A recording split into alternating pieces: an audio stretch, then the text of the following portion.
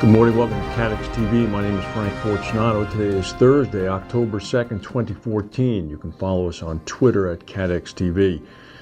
This news just came in. Global insurer Allianz, based in Germany, has said that its CEO, Michael Deichmann, will step down next year when he turns 60 years old, contradicting reports in the German press that he would stay on between the normal retirement age.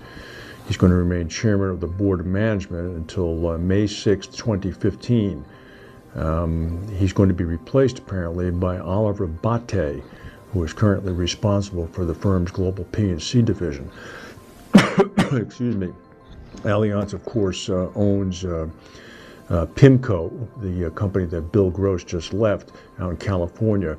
Operating profits at Allianz's asset management firm, their subdivision, has fallen 16% in the second quarter of 2014.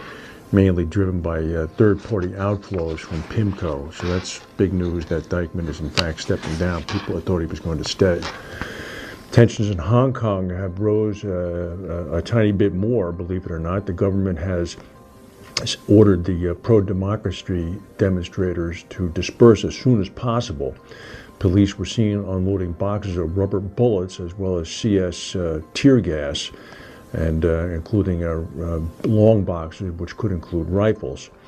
The chief executive of Hong Kong, a gentleman who has been booed and jeered off the stage many times by the protesters, has said that he's prepared to wait them out, believe it or not. He said that this could go on for weeks or months, and we are not going to intervene and give them a cause for having the kind of media event that they're looking for, unless, and here's the big unless they occupy government buildings.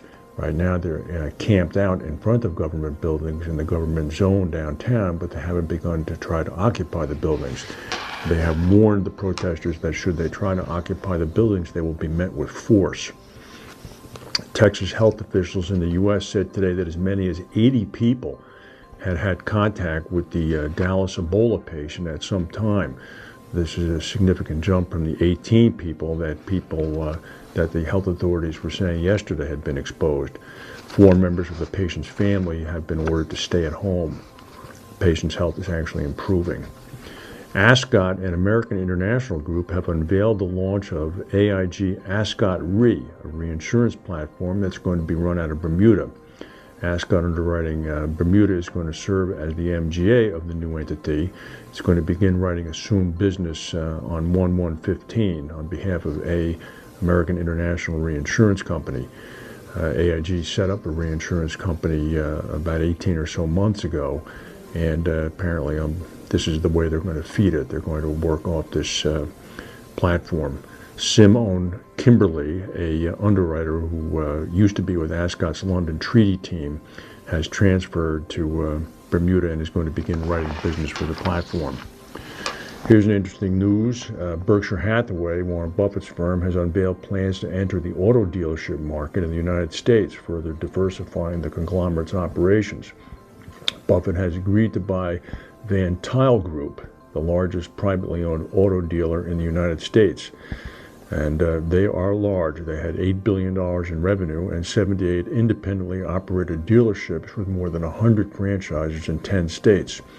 In an interview this morning on CNBC, Mr. Buffett said the fundamental demand for cars has not decreased despite a shrinking number of auto dealerships. He added the average dealership will do more business now than 30 or 40 years ago. Quote, "I fully expect we'll buy a lot more car dealers over time." There's an interesting sidelight. Russia's delegation to an international conference, an international parliamentary union meeting in Geneva, is urging investigators to reopen the crash of Malaysia Flight 17, which of course was shot down by Russian-backed insurgents over the eastern Ukraine.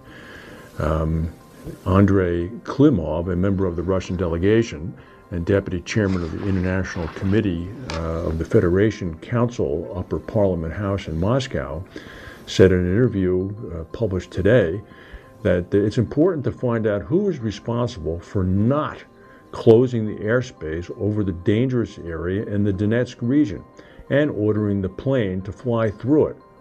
This is unbelievable. They're saying that the fault now lies with those who did not close the airspace and did not cause the plane to deviate from its final flight path. The fault does not lie, in their view, with the people who shot the plane down. It was a big Fatfinger incident in Tokyo yesterday. Share trades worth more than the size of Sweden's economy had to be canceled in Tokyo after what's believed to be the biggest, quote, Fatfinger error on record. It's thought to be the most extreme example of a trader in financial markets inputting hopelessly wrong data while working under intense pressure. The identity of the trader has not been revealed. Mistaken orders for 42 major Japanese companies, including Toyota, Honda, Sony, etc., worth about 381 million pounds, were overturned. The biggest single order was for the sale of 1.9 billion shares of Toyota. A observer said, "I've never heard of orders this big being canceled before. They must have been an error."